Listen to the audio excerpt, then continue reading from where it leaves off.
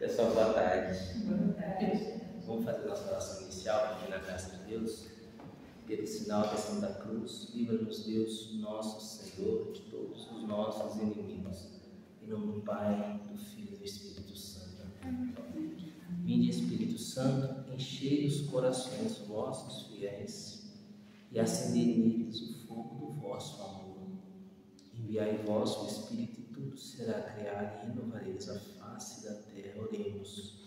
Ó Deus, que instruíste os corações vossos fiéis com a luz do Espírito Santo, fazei que apreciemos retamente todas as coisas segundo o mesmo Espírito e gozemos sempre da sua consolação. Por Cristo Senhor nosso. Amém. Mãe de Deus, nós consagramos ao seu coração imaculado esse encontro de hoje e imploramos, passa à frente, Mãe, para que pela tua intercessão esse encontro possa se dar conforme a vontade de Deus. Que não sejamos nós, mas que seja o próprio Senhor Jesus a conduzir esse encontro na data de hoje. Ave Maria, cheia de graça, o Senhor é convosco, bendita sois vós entre as mulheres, bendito é o fruto do vosso ventre, Jesus. Santa Maria, Mãe de Deus, rogai por nós, pecadores, agora e na hora de nossa morte. Amém. Santa Teresinha do Menino Jesus, rogai por nós. Em nome do Pai, do Filho e do Espírito Santo. Amém. Essa semana aqui na cidade de Taubaté tem festa, né? Hoje é dia de Santa Teresinha e dia 4 é dia de São Francisco. São Francisco padroeiro aí da Diocese, Santa Teresinha, Santuário de Santa Teresinha lá na Praça Santa Teresinha. Então, Taubaté está em festa essa semana. Foi uma semana de novelas. Teve a novela de Santa Teresinha e está tendo a novela de São Francisco, né? A gente estava fazendo a novela de São Francisco com a mãe. Fazendo novela de São Francisco lá em casa, né? Lá em Caraguá, lá onde eu estou, um dos lugares que eu estou trabalhando lá também é a padroeira Santa Teresinha. Lá do serviço é a igreja Santa Teresinha. Semana passada foi no primeiro dia da novela lá. Só que agora essa semana eu fiquei em Batu, não deu para ir. Pessoal, na semana passada a gente falou sobre a finalidade do catecismo, né? A finalidade do catecismo que é conhecer a Deus. A gente está aqui para conhecer a Deus, né? E a gente meditou aqui para conhecer a Deus, ele tem que se revelar a nós. A gente falou isso. E que depois que nós conhecemos a Deus, que ele se revelou a nós e nós o conhecemos, automaticamente nós o amamos. Porque ele é digno de todo amor, ele é todo bem, né? Amamos a Deus. Mas o que é amar a Deus? Amar a Deus, a gente meditou que é viver os mandamentos. Vocês lembram disso? Viver os mandamentos. E como que a gente faz para viver os mandamentos? Que é difícil, né? Nossa concupiscência nos leva para o mal. E aí a gente meditou que para viver os mandamentos a gente precisa do auxílio da graça de Deus e dos sacramentos. Esse é o resumo do nosso último encontro. Conhecer a Deus, amar a Deus, viver os mandamentos. E para amar a Deus, para viver os mandamentos, o auxílio do alto, por meio da graça de Deus e da vivência dos sacramentos, principalmente a Eucaristia e a confissão. Foi o resumo, né, da semana passada. Agora que essa é a estrutura do catecismo que a gente viu semana passada. Agora a gente vai avançando para dentro desse mar aí. É como se você tivesse chegado na praia e visto o mar. Semana passada foi o dia que a gente chegou na praia e viu o mar. Agora a gente vai começar a colocar o pé na água. E o objetivo é que a gente mergulhe e comece a ver daqui a pouco os golfinhos, toda a vida marinha, né? Aquelas coisas bonitas que estão embaixo da água. Embaixo da água marítima, né? A gente só vê em televisão ou no YouTube, né, da vida. Hoje a gente vai começar a entrar nessa água aí. Começar a penetrar nesse mistério de conhecimento de Deus. Então, semana passada a gente entendeu que o primeiro passo, o que é o primeiro passo? Conhecer a Deus, esse é o primeiro passo, começa tudo por aí. Então, colocar o pé na água, a gente vai colocar o pé na água no conhecimento de Deus. Vamos colocar o pé na água hoje conhecendo a Deus. Né? A experiência de conhecer a Deus. A gente comentou, uns 2 encontros para trás, que às vezes o ser humano, mesmo que ele nunca tenha ouvido falar de Jesus, nunca tenha conhecido a revelação, não conheça a igreja, dentro do coração e da alma dele, ele sabe que há um Deus. falava do índio que olhava para a lua e divinizava a lua, né? E achava que a lua era o seu Deus, que o sol era o seu Deus. E que aquilo trazia uma ideia de Deus. Por quê? Porque a lua é alta e inalcançável. O sol ele é alto, ele exerce um poder sobre nós, que é nos aquecer, nos queimar, e a gente não alcança o sol. Isso mostrava que o índio ele tinha uma ideia do divino. Ele como que tateando, apalpando, ele ia sabendo que existia um Deus e tinha uma ideia de como que era esse Deus. Eu gosto de fazer uma analogia assim. Imagine você que você nunca viu um dinossauro, né? Ou melhor, um dinossauro não ficou muito longe. Você nunca viu um elefante. Nunca vi, não sei como é que é o elefante. E aí eu vou fazer um passeio na África e eu vejo uma pegada de elefante. E aí eu olho aquela pegada de elefante. Nossa, que pezão gigante. Pezão do tamanho dessa mesa aqui. Tá? Que pesaço. O bicho que tem esse pé grande, meu. Pega a minha trena e meço a profundidade daquela pegada. Suponhamos aí que deu aí 10 centímetros de profundidade. Nossa, o bicho é pesado. E quantas pegadas tem? 2 de cada lado. Ou então ele tem 2 pés, ou ele tem 4 pés. Mas ele caminha. Então eu descobri algumas verdades sobre o elefante. De fato, o elefante é grande. De fato, ele é pesado. De fato, ele tem no mínimo 2 ou 4 pés. Tudo verdade. Né? Assim que o homem pode conhecer a Deus, se Deus não se revela a ele. Quando a gente olha a natureza, olha o céu, olha as estrelas, olha o mar, olha a lua, a gente olha para a gente mesmo e vê a razão do nosso corpo humano, né? Cada órgão com a sua função, cada sistema do corpo humano, o sistema respiratório, você puxa o oxigênio do ar, né? Cheio de gás carbônico, ele vai para os alvéolos pulmonares, ali há uma troca gasosa, esse oxigênio vai para dentro das células, esse gás carbônico é exalado, né, na expiração, é uma coisa fantástica. E esse oxigênio que vai para as células, ele é usado como energia para as células, é uma coisa inacreditável do ser humano.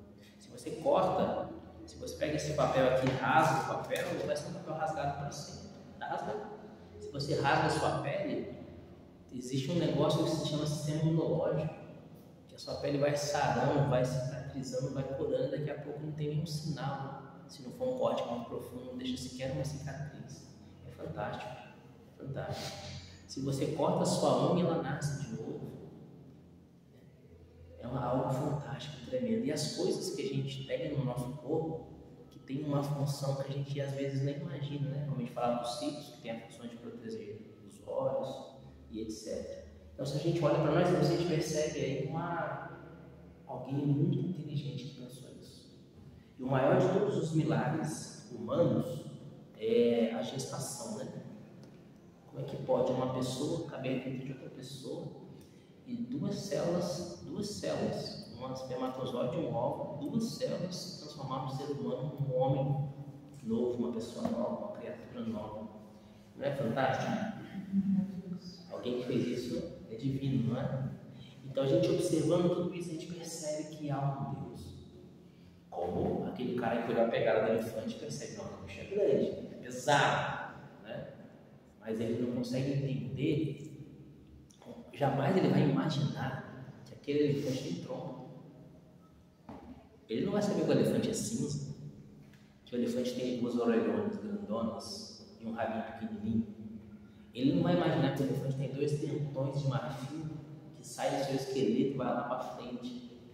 Ele não vai saber o som daquele barulho que o elefante faz, aquele grito que ele dá com o narizão dele lá, né? Ele não vai ter ideia disso.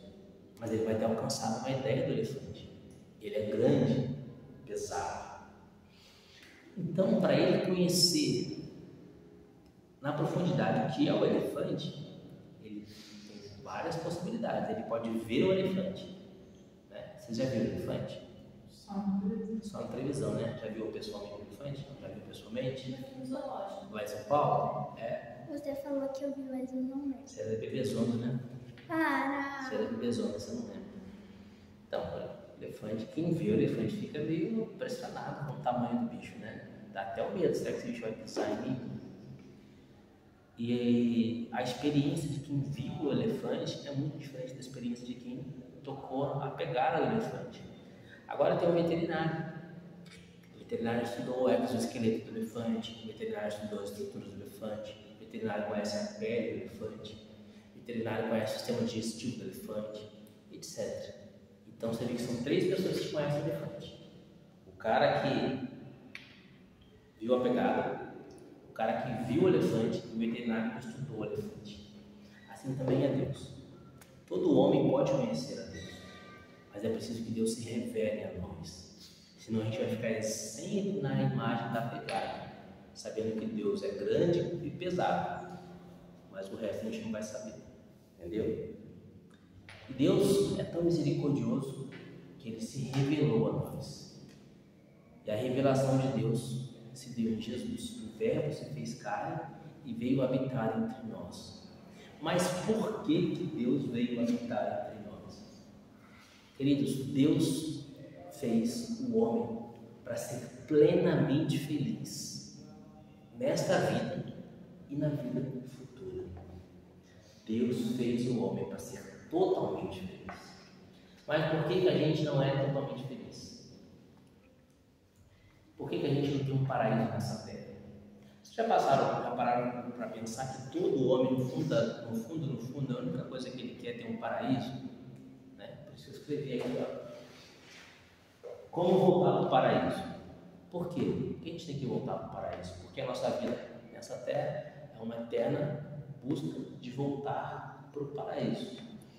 Olha lá que eu escrevi, ó. Criação, Gênesis 2, versículo 8, o paraíso humano.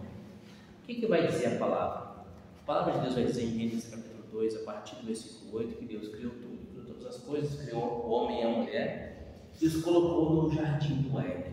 Em hebraico, a palavra jardim é a mesma palavra para paraíso. Jardim e paraíso é a mesma palavra em hebraico. E a palavra diz que ali no jardim do Éden era o jardim das delícias. O homem tinha tudo, o homem era plenamente feliz. Plenamente feliz no paraíso.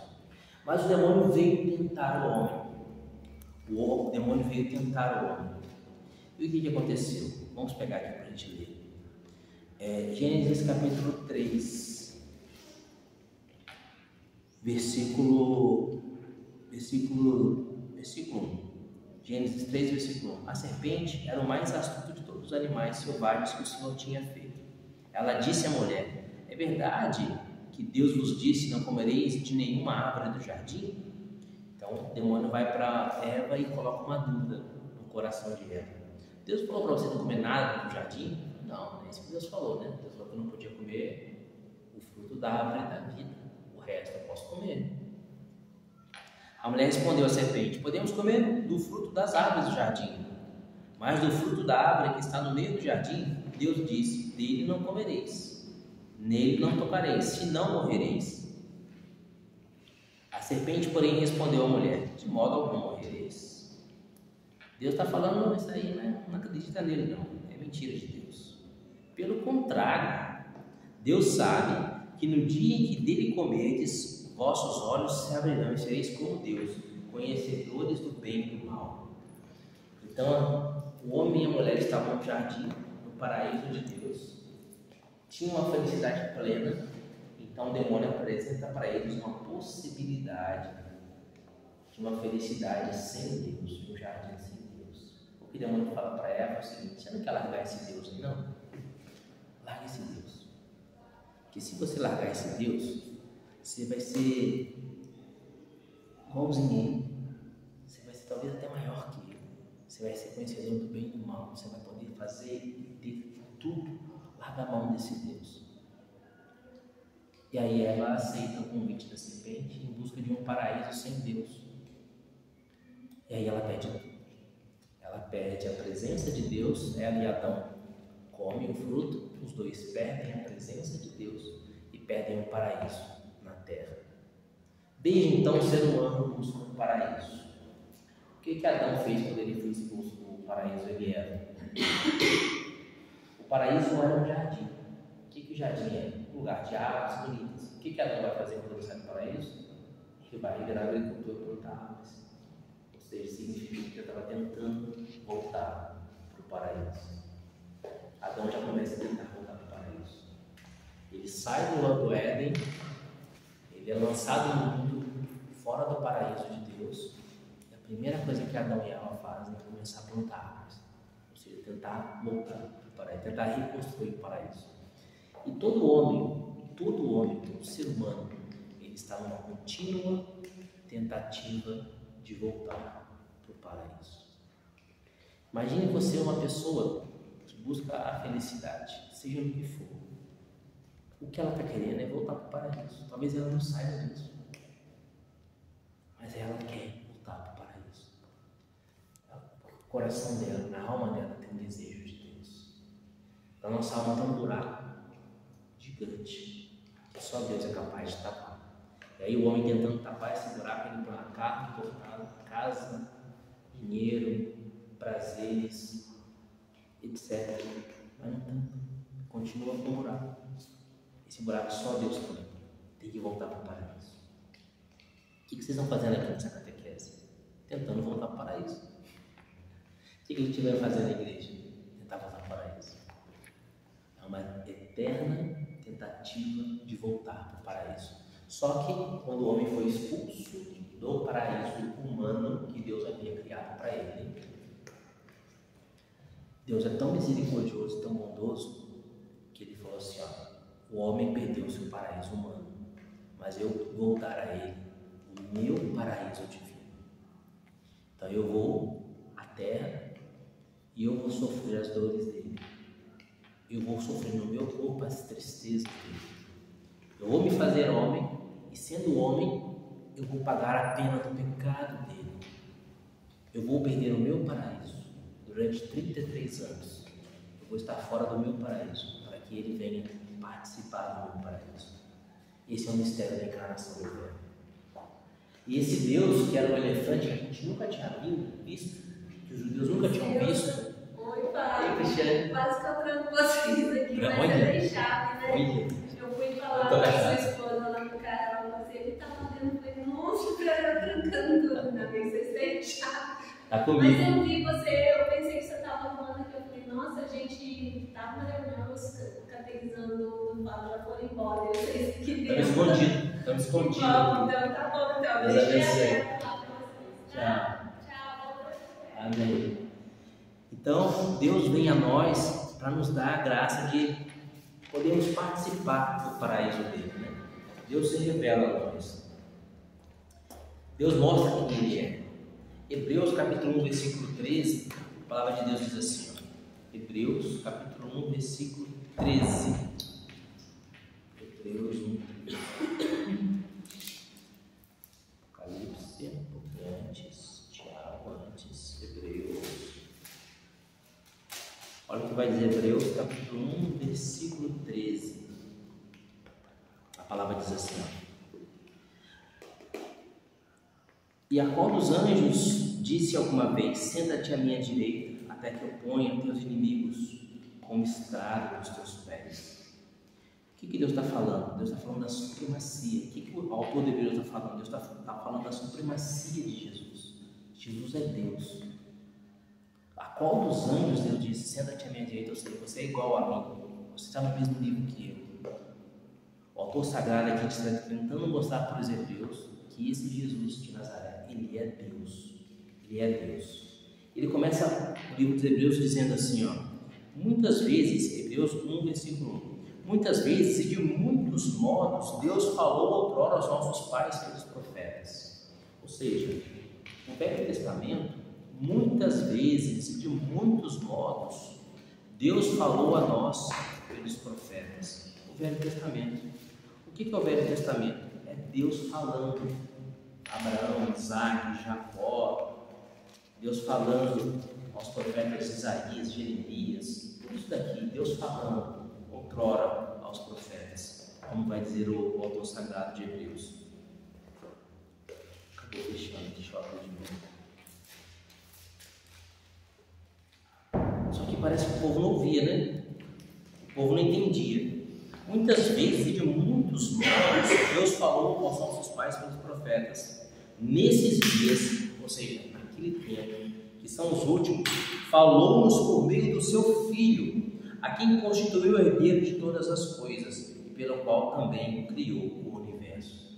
O que o autor sagrado quer dizer isso? Ele fala por meio do seu filho que é o herdeiro de todas as coisas, aquele que criou o universo, e ele vai no final desse capítulo 1 dizer: senta-te à minha direita até que ponha teus inimigos como estrada dos teus pés. O que o autor sagrado está querendo mostrar? Aquele Deus que falou muitas vezes, por muitos modos, aos profetas, agora ele está aqui conosco. Agora ele se chama Jesus de Nazaré. Ele veio a nós. E esse Jesus de Nazaré é Deus. Já que a gente não podia conhecer o elefante se deu a nós, se revelou a nós. Jesus veio a nós. Deus é tão alto que a gente não podia alcançá-lo, então ele veio a nós, ao nosso encontro. É a revelação. Deus se encarnou. Jesus é Deus. E Jesus permanece vivo na igreja. Lembra que a gente comentava de Atos, capítulo 9, versículo 4, na primeira catequese que a gente falava sobre a igreja? Jesus disse para Paulo: Saulo, Saulo, por que me persegues? Por que você me persegue? Mas Saulo não perseguia a pessoa de Jesus, Saulo perseguia a igreja. Então Jesus disse: Saulo, por que você me persegue? Ou seja, Jesus é a igreja é Jesus. Esse é o segundo ponto. A gente reza no creio. Creio em Deus Pai Todo-Poderoso, Criador do céu e da terra. E depois a gente diz: eu creio na igreja católica. A igreja católica, por que a gente diz eu creio na igreja católica?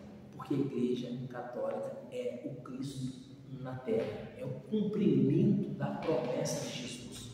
Qual que é a promessa de Jesus que se cumpre na igreja? Mateus capítulo 28, Jesus disse: eis que eu estarei convosco todos os dias, até a consumação dos tempos.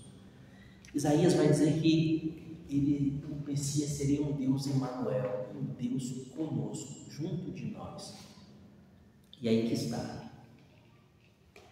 A gente dizia semana passada que precisamos conhecer a Deus, amar a Deus, que é viver os mandamentos, e para amar a Deus a gente precisa da fé, da graça e dos sacramentos. Primeiro ponto, conhecer a Deus. Deus se deu a conhecer a nós na pessoa de Jesus. Agora nós que precisamos fazer o esforço do veterinário para conhecer esse Deus. E qual é o esforço do veterinário? É se debruçar sobre a revelação de Deus e buscar a Deus que já se revelou. Tudo já foi revelado, nada mais é escondido. Toda a revelação de Deus já foi anunciada. Só que nós não estamos nem aí, nós estamos de ombros. Entendeu? A gente dá de ombros. É um Deus eterno, todo-poderoso, que veio a nós, porque nós perdemos o paraíso humano. Estamos eternamente condenados a viver nesse mundo, buscando o paraíso sem encontrar. Então, para que nós encontremos o paraíso, ele veio a nós para nos mostrar o quê? Eu sou o caminho, a verdade e a vida. Veio para nos mostrar o caminho para o paraíso. E a revelação de Deus. A revelação de Deus está aqui nas Sagradas Escrituras. A revelação de Deus está aqui no Catecismo da Igreja Católica. Porque nós somos católicos, nós entendemos que a revelação de Deus não é só a Bíblia, mas a revelação de Deus é a Sagrada Escritura, a Sagrada Tradição e o Sagrado Magistério. Até mesmo porque a Bíblia ela nasceu da onde? Do Sagrado Magistério. Foram os bispos da Igreja, em concílio, que compilaram os livros canônicos. Então, a própria Bíblia é fruto do Sagrado Magistério. E coisas que são fundamentais na nossa fé, como a Imaculada Conceição, que é um dogma de fé, não está escrito na Sagrada Escritura. Então a gente não é como Lutero, só as Escrituras, somente a Escritura, não. A nossa fé é composta pela Sagrada Tradição, Sagrada Escritura e o Sagrado Magistério. O Sagrado Magistério é o ensinamento dos bispos, dos papas, ao longo dos séculos, as encíclicas e tudo mais. A Sagrada Tradição é aquilo que nos vem de tradição apostólica. Inclusive, alguns dogmas, como eu disse, vêm da Sagrada Tradição. Inclusive, a Assunção de Nossa Senhora aos Céus, a Imaculada Conceição, tudo isso nos veio pela Sagrada Tradição. E a Sagrada Escritura é a palavra de Deus. Deus veio a nós e nos se revelou. E agora, onde está esse Deus? Ele não disse que iria permanecer conosco até o fim do mundo, Mateus 28? Ele não é o Deus Emmanuel? onde que ele está agora? Objetivamente, ele está no sacrário, não é? Objetivamente está no sacrário. Eu sou o pão da vida, os pais do deserto comeram maná e morreram, eu sou o pão vivo que desceu do céu. Mas existem pessoas que fazem uma experiência profunda com esse Deus Emanuel, de maneira que parece que esse Deus Emanuel vive na vida daquelas pessoas. Vocês já viram a história do São Pio de Pietrelcina? Já viu a história de São Maximiliano Kolbe, Santa Teresinha, inclusive hoje é dia de Santa Teresinha. São pessoas que se uniram tanto a Jesus, que mergulharam tanto na revelação, que conheceram tão profundamente esse, entre aspas, elefante, que ficaram com o mesmo, parece que Jesus vivia nessa pessoa. Aquele que vai dizer São Paulo em Filipenses capítulo 1, versículo 21. Filipenses 1, 21, São Paulo diz: não sou eu para mim viver é Cristo e o morrer é lucro. São Paulo dizia: não sou eu que vivo, é Cristo que vive em mim. Essa é a graça de conhecer a revelação. Então, o primeiro passo para conhecer essa revelação é a fé. E o que é fé? É crer naquilo que a igreja ensina. Eu amo e creio naquilo que a igreja ensina. Eu amo e creio na Sagrada Tradição, na Sagrada Escritura e no Sagrado Magistério. Isso é a fé da igreja. Não só uma fé, entre aspas, de crer em alguma coisa, mas crer naquilo que Deus nos revelou. E a gente lembra, a gente estudou que a igreja é o Cristo, que Cristo é a igreja, é o mistério, Cristo é a cabeça, a igreja são os membros. Jesus disse: eu creio. Ele disse: eu sou o pão da vida. Eu creio que ele é o pão da vida. Vou lá no sacrário, o padre retira a hóstia, coloca no ostensório. Eu olho para a hóstia, meus olhos veem um pedaço de pão. Eu vou na missa, o padre me dá a comunhão. Eu sinto o cheiro da hóstia, sinto o cheiro de pão. Recebo a hóstia nos lábios, sinto o gosto de pão. Mas Jesus disse: eu sou o pão da vida. Vossos pais do deserto comeram maná e não morreram. Este é o pão vivo que desceu do céu. A igreja ensina que Jesus está presente na Eucaristia. É dogma de fé, presença real de Jesus no sacramento. Então eu creio. Por que você crê? Porque Jesus disse. E quem que me ensinou isso? O primeiro Papa. Quando Jesus disse para Pedro: pega as tuas redes e lança, vai ao largo e lança as redes. Pedro disse: Senhor, eu pesquei a noite inteira, não tem peixe nesse lago, mas porque o Senhor disse, eu vou lançar as redes. E Pedro foi, lançou as redes e colheu tantos peixes que a barca quase afundou. Então, porque o Senhor disse, Jesus, eu vou fazer. Porque o Senhor disse, eu creio. Depois, em João 6, quando Jesus faz o discurso do pão da vida, dizendo aquilo que a gente estava comentando: eu sou o pão da vida e tal. Jesus disse: minha carne é verdadeiramente uma comida e meu sangue é verdadeiramente uma bebida. Os judeus acharam muito estranho aquilo, porque em Levítico, a lei de Moisés proibia ao judeu comer sangue. Como que ele podia falar que o sangue dele é verdadeiramente uma bebida? Se era proibido ao povo de Deus beber sangue, eles acharam aquilo muito estranho. E a palavra de Deus vai dizer que muitos deixaram de seguir a Jesus a partir daquele momento. Então Jesus reúne os 12 apóstolos e ele diz para eles: e vocês também não querem ir embora? Pedro diz: a quem iríamos, Senhor? Só tu tens palavras de vida eterna. A fé é a adesão na revelação de Jesus. Então, nessa catequese de hoje, a gente precisa guardar algo profundo no nosso coração. Conhecer a Deus é o primeiro passo. Mas como conhecer a Deus? E por que conhecer a Deus? Por que eu preciso conhecer esse Deus? Olha para dentro de você e vê se dentro de você há um desejo de felicidade. Há um desejo de felicidade no coração de todo ser humano, seja ele o homem mais ruim ou o homem mais santo. Todo mundo tem um desejo de felicidade. Sabe o que é esse desejo de felicidade? Sabe o que é esse desejo de ser feliz? É aquilo ali, ó. Como voltar para o paraíso. Esse desejo de felicidade é desejo do homem voltar ao paraíso. Todo homem quer voltar ao paraíso. Mas a gente não sabe o caminho de voltar ao paraíso. Adão foi expulso do paraíso e começou a plantar árvore. Tentou reproduzir o paraíso. A gente tenta reproduzir o paraíso, comprando um carro bonito, fazendo uma lipoaspiração, ficando com um corpo bonito, tendo uma casa na praia, um iate, ou até coisas teoricamente justas, tipo assim, ó, vou ter uma família, vou casar, vou ter uma filha magrela e cabeluda, e aí eu vou ser feliz. Só que tudo isso passa. Ó, a morte vai tirar da gente o iate. A morte vai tirar da gente a casa na praia. A morte vai tirar da gente, inclusive, a família.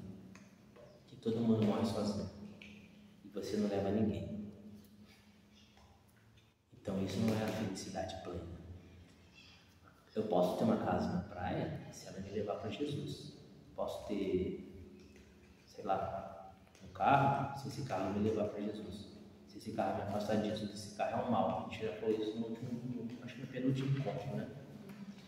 Então essa busca de felicidade é o desejo do paraíso. Só que a gente não consegue sozinho. Quer falar, Maria? Fala.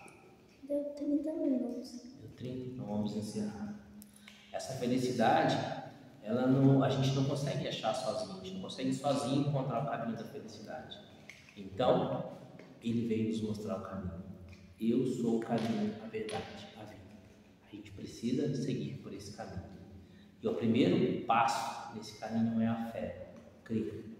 Eu creio na Santa Igreja Católica, porque a igreja hoje é o Cristo na terra. E crendo na igreja e fazendo essa experiência com Deus Emmanuel presente, a gente pode permitir que Ele entre na nossa vida, transforme a nossa vida na vida dele, como foi com Santa Teresinha, como foi com São Maximiliano Kolbe, com São Francisco, com todos os santos. O que Deus quer é que a gente se transforme nele, nós sejamos o novo Cristo, imitatio Christi, né? Imitação de Cristo. Aí, passo a passo, a gente vai conhecendo a verdadeira felicidade. Que a verdadeira felicidade tem um nome, é Jesus. Então hoje a gente conheceu o que é a fé. A fé é mais do que apenas acreditar. A fé é uma adesão à revelação de Jesus. Amém? Amém.